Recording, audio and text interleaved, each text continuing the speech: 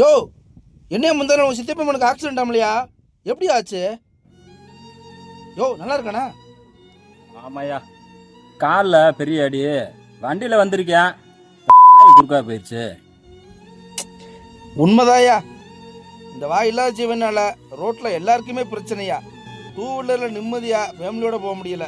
குறுக்க முறுக்க வந்து நம்மளை விழுக்கா தட்டி விட்டுறது, அது நல்லா போயிடுது. பொதுவாக இந்த கார்த்திகை மார்கழி வந்துட்டாலே இந்த நன்றி உள்ள ஜீவனால பெரிய சொல்லதாயா. ஏமே இது உருவத்தில் வந்தது மாதிரியே இருக்கும்.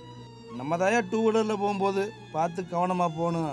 அவன் சித்தப்பன் ஹாஸ்பிட்டலில் கிடைக்கான், ஏதோ கை கால் உடஞ்சோட போச்சு. உசுறு இருந்தால் அந்த குடும்பத்தை யாரையா பார்க்குறது? இதுகளுக்கெல்லாம் ரோட்டில் என்னதே வேலை. அங்கே வர பைக்கு பின்னாடி ஓடுறத இப்படி பின்னாடி ஓடி குறுக்க ஓடி விழுக்க தட்டி கை கால் உடைய வச்சு உசுரும் போக வச்சிருது. இவர் எத்தனை திடீர்னு ரோட்டில் வரும் பைக்கு வருது, உள்ளே போகுது. பைக்கு சுலவாக வர போய் பரவாயில்ல, வேகமாக வந்து என்னாகும், கீழே தான் விழுகணும். ஒரு ஆட்டோ வருது, உள்ளே ஓடுது.